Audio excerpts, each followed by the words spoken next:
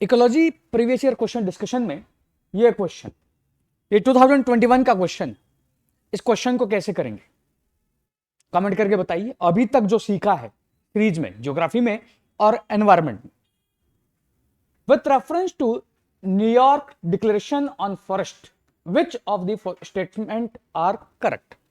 Forest पर New York declaration, पहला option, it was first endorsed at the United Nation climate summit 2014, नहीं पता है, फैक्चुअल है, 14 अगर आता होगा तभी कर पाओगे। सेकंड है, it endorses a global timeline to end the loss of forest, हो सकता है कि ये डिक्लेरेशन है फॉरेस्ट के लिए, और ये डिक्लेरेशन होगा तो करंट में हम कंसर्न है फॉरेस्ट के डिग्रेडेशन, फॉरेस्ट जो है उनका डिफॉरेस्टेशन जो हो रहा है उसके कंटेक्स्ट में, तो हो सकता है ये हो।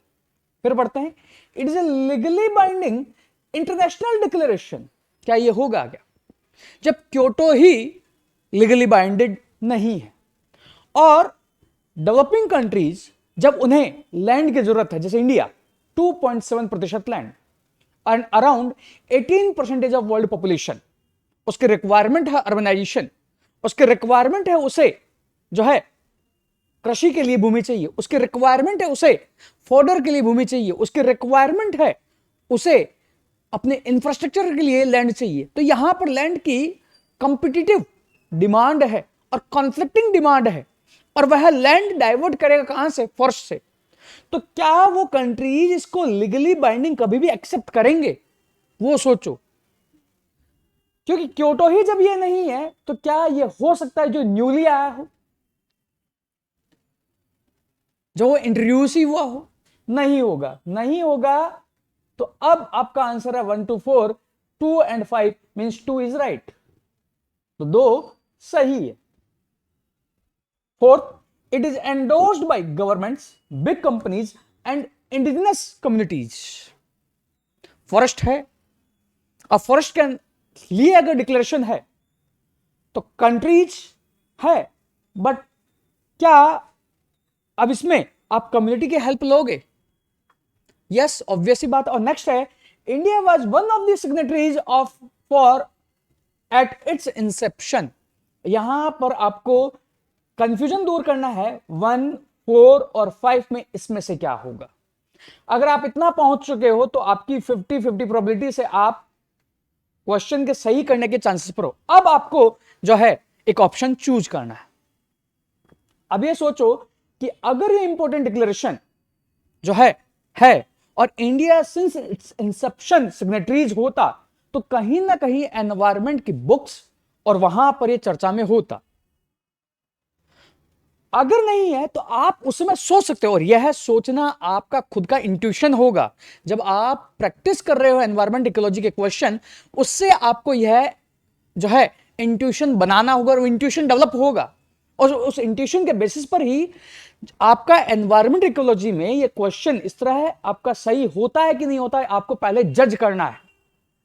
उसके बेसिस पर आप जो है इस 5 को हटा सकते हो, वो आपको प्रैक्टिस करना है। इसका आंसर है ए, 1, 2, 4। नहीं आते हुए भी इस तरह आप क्वेश्चन कर सकते हो। और प्रीलिम्स की मेन फाइट ये 45 to 55 question, this is only, यही आपको क्लियर करनी है। नेक्स्ट क्वेश्चन देखते हैं। With reference to the agreement at the UNFCCC meeting in Paris in 2015, which of the following statement is or are correct? 2016 का question, 2014 में submit हुई थी, 15 में, और 16 में यूपीएससी ने क्वेश्चन पूछा है, तो को रिलेटेड करंट पूछा है, जो न्यूज में है, that is in the paper of UPSC. Question है, the agreement was signed by all the member countries of the UN and it will go into effect 2017। अभी की डेट में हमें पता है कि यह 2020 के बाद लागू होना है, तो यह तो वैसे ही नहीं हो सकता। और वैसे भी आप सोच सकते हो, यूएनएफसीसीसी है, आप क्योटो है, तो यूएनएफसीसीसी के सारे सदस्य क्योटो का पार्ट नहीं है। जब वह एग्रीमेंट इतना लंबा चला, तो क्या यह भी हो सकता है कि यहां पर 2 हिंट है, ऑल द मेंबर कंट्रीज और गो इनटू इफेक्ट इन 2017। अगर 1 हटा दोगे तो आपका सी एंड बी, मतलब 2 राइट है, फिर भी पढ़ना है। The agreement aims to limit the green house gas emission so that the rise in average global temperature by the end of this century does not exceed 2 degree centigrade or even 1.5 degree centigrade above pre-industrial level. सही है? नहीं भी आता third statement पढ़ो। इसका PDF आपको नीचे जो डिस्क्रिप्शन में टेलीग्राम चैनल है वहां पर मिल जाएगा, हिंदी एंड इंग्लिश बोथ में। थर्ड है, developed countries acknowledge their historical responsibility in global warming and committed to donate 1000 billion a year from 2020 to help developing countries to cope up with the climate change. अब यह part है, ऐसा कौन सा fund है जो UPSC ने previously पूछा है, उसी पर यह हिंट है। कौन सा फंड है वो? ग्रीन क्लाइमेट फंड, और वह $100 बिलियन पर वर्ष का फंड है, इसका नहीं। अगर यह भी हटा दोगे, और जल्दबाजी में हम क्या करेंगे, इस 1000 को क्या पढ़ेंगे, 100 पढ़ेंगे, और यहीं पर यूपीएससी ने ट्रैप प्ले किया है। हटाओ, और वैसे भी 3 को हटा भी दोगे आंसर ऑटोमेटिक आएगा 2 ओनली। ऐसे क्वेश्चन करना है, यहां पर एक एक वर्ड को आपको अंडरलाइन करना है, एक एक वर्ड को आपको थिंक करना है। और जब आपका प्रीलिम्स नहीं हो रहा है तो आप क्या करते हो, बुक्स का दायरा बढ़ाते हो, आप थिंकिंग पर जोर नहीं देते हो। ये एग्जाम थिंकिंग का है, ये एग्जाम एनालिसिस का है। Next question, consider the following statement, 2016 का ही क्वेश्चन है। The Sustainable Development Goals were first proposed in 1972 by a global think tank called the Club of Rome. Then the Sustainable Development Goals have to be achieved by 2030. ये तो हमें पता है, simple चल रहा। अब इस पर हम कंफ्यूजन हो जाएंगे।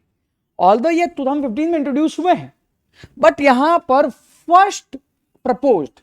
अब ऐसे क्वेश्चन को करने के लिए अगर हमें क्लाइमेट चेंज की टाइमलाइन पता है, उस समय थिंकिंग क्या चल रही थी, वहां पर कंसर्न क्या था, अगर वो पता है तब हम उस एरा में जाके कह सकते हैं कि यह पार्ट, यह थिंकिंग उस एरा का पार्ट था कि नहीं था। जैसे 1972 जो आपका स्टॉकहोम कॉन्फ्रेंस है, उसका नाम क्या था, UN conference on human environment, और 1992 का नाम था क्या था, United nation conference on environment development. उस समय की थीम में सस्टेनेबल डेवलपमेंट कंसर्न ही नहीं था। सस्टेनेबल डेवलपमेंट एक्चुअली में आपका इस ब्रुंडलैंड आयोग की रिपोर्ट के बाद इंट्रोड्यूस हुआ है, तो वह 72 में कैसे हो सकता है।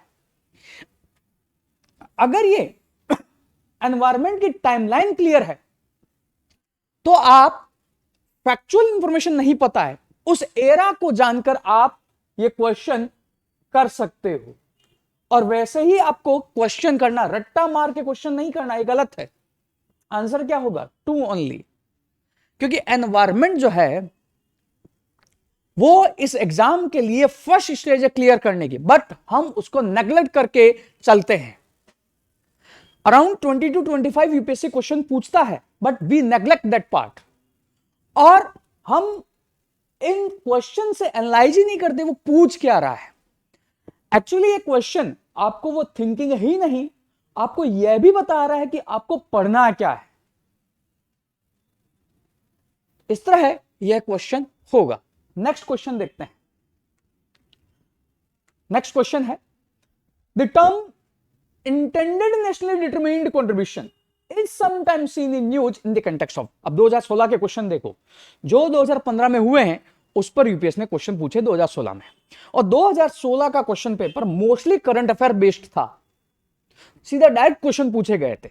जहां 17, 18, 19 में उसने पैटर्न चेंज किया, 2021 में तो पूरा ही पैटर्न चेंज कर दिया है, और थिंकिंग पर उसके क्वेश्चन आ रहे हैं। इसलिए 16-17 में जिन लोगों ने फिल्म्स निकाला उनका कई बार अब पीटी ही नहीं निकल रहा है। कई लोग द कोर के ऑफलाइन क्लास में आए तो 17 में इंटरव्यू दे चुके हैं, बट उनका प्रीलिम्स ही नहीं निकल रहा है। और जब उनको टेस्ट किया तो पता लगा they are good at factual information, but जब वो एनालिसिस की बात आती तो उन्होंने वो एनालिसिस नहीं कर रहे हैं, वो अभी भी उस फैक्चुअल मोड में है। आपको उस फैक्चुअल मोड से बाहर आना है अगर अभी के पैटर्न में आपको प्रीलिम्स निकालना है तो। सिंपल क्वेश्चन था और यह है तो अभी भी लगातार चर्चा में। आंसर क्या है इसका, मुझे इस पर डिस्कस नहीं करना है, ये आपका बी इसका आंसर है। Simple question. अब इसी में एक वर्ड मैं तुम्हें दे देता हूं, जीएसटी, ग्लोबल स्टॉकटेक। आपको इसका आंसर करके बताना है ग्लोबल स्टॉकटेक है क्या।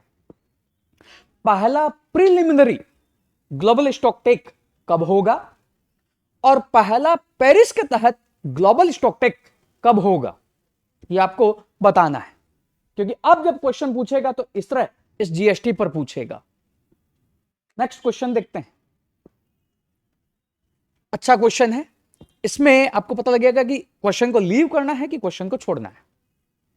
क्वेश्चन है, मरुस्थलीकरण को रोकने के लिए संयुक्त राष्ट्र अभिसमय जो है उसका क्या महत्व है। United Nation convention to combat desertification.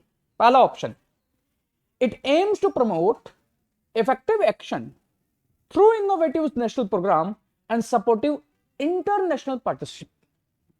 Desertification concern है, और डेजर्टिफिकेशन का मतलब रेगिस्तान नहीं है, सॉइल का एरोजन भी है, और इस कंटेक्स्ट में आपका यूएनसीसीडी है। अब यह यूएनसीसीडी जो है यह प्रवर्तनकारी राष्ट्रीय कार्यक्रमों और समर्थक अंतरराष्ट्रीय भागीदारी को माध्यम से प्रभावकारी कार्य को प्रोत्साहित करना है। ऑब्वियसली बात है, जब ये बड़ा ग्लोबल कंसर्न है तो यह सभी का क्या करेगा, पार्टिसिपेशन करेगा, तो सही हो सकता है। इट इज ए स्पेशल और पर्टिकुलर फोकस, वर्ड है, on south Asia and north Africa reason and it's secretariat facilitates allocation of major portion of financial resources to these region। अब आपके मन में विचार यह आ सकता है, North Africa Sahara desert, South Asia आपको याद आ सकता है थार मरुस्थल, और उससे आप सोच सकते हो कि यहीं पर ये कंसर्न है तो हो सकता है कि ये सही हो, तो आप इसको सही मानोगे। फिर भी पढ़ते हैं आगे। It is committed to bottom up approach encouraging the participation of local people in combating desertification। desertification है, नेशनल गवर्नमेंट अकेले उसको सॉल्व नहीं कर पाएगी। ऑब्वियसली बात है, बॉटम अप अप्रोच होगा, कम्युनिटी का आपका पार्टिसिपेशन होगा।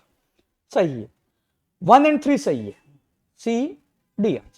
अब डी को आप सोच सकते हो कि नॉर्थ अफ्रीका आपने माना, सहारा आपने माना, और आप इसका आंसर लगाओगे एग्जाम में डी। और ऐसा कुछ क्वेश्चंस में होगा, कुछ क्वेश्चंस में होगा, और होगा यह कि वहां यह प्रोबेबिलिटी आपसे कुछ क्वेश्चन रॉन्ग करवाएगी। बट यहां पर अगर आप स्पेसिफिक पर फोकस करोगे कि डेजर्टिफिकेशन का परसेंटेज इन एरिया में कितना होगा, अगर आपको यूएनसीसीडी और उसका ग्लोबल डिवीजन पता है तभी आप इस पर सोच पाओगे कि नहीं ऐसा नहीं होगा। बट एग्जाम टाइम में वह आपका एनालिसिस नहीं होगा और आप उस क्वेश्चन को गलत करोगे। बहुत लोगों ने गलत किया भी है और ऐसे गलत होगा भी, बट इसी गलत को आपको जो है उस प्रोबेबिलिटी को 100% की तरफ लाना है, और उसका तरीका है आपका पेपर एनालिसिस। कैसे आप वो पेपर एनालिसिस करते हो, हर क्वेश्चन को एनालाइज कैसे करते हो, वही पार्ट जो है मेंटरशिप जो प्रोग्राम है, जिसका प्रैक्टिस टेस्ट एंड्रॉयड ऐप पर डाल दिया गया है 100 क्वेश्चन जीएस का। उस मेंटरशिप बैच का पर्पज ही यही थिंकिंग है कि आपको उन क्वेश्चन को जो है पुश करवाना है ताकि आप जो है जो बाउंड्री पर है वो आप क्रॉस कर पाओ। इसका आंसर है सी, सेकंड इसका रॉन्ग है, इसका मेजर फोकस वहां नहीं। इस तरह आपको जो है क्वेश्चन करना है और इस तरह आपको एनालाइज करना है। और क्वेश्चन करना ही नहीं है, आपका थॉट प्रोसेस क्या है, क्या आपके थॉट प्रोसेस में गलती है क्या, वो आपको देखना है। बिकॉज फैक्चुअल इंफॉर्मेशन की वजह से रॉन्ग हो रहा है तो उसको तो आप पढ़कर जो है दूर कर सकते हो। अगर थिंकिंग प्रोसेस, सोचने के प्रोसेस में अगर गड़बड़ है, then that will create the problem in prelims, और उसी को दूर करना है, वही प्रीलिम्स है। और यही जो है इस पीवाईक्यू को डिस्कस करने का पर्पज भी है द कोर एज के द्वारा, जिसमें 2 सीरीज आपको ज्योग्राफी और एनवायरनमेंट का अभी चल रहा है, और आप इसे जो है यूट्यूब के प्लेलिस्ट में कंप्लीट लिस्ट जो है उसको पा सकते हैं। और पीडीएफ जो है ऐप का लिंक है वहां पर भी है, टेलीग्राम चैनल का लिंक है वहां पर भी आपको पूरी तरह अवेलेबल है। Thank you.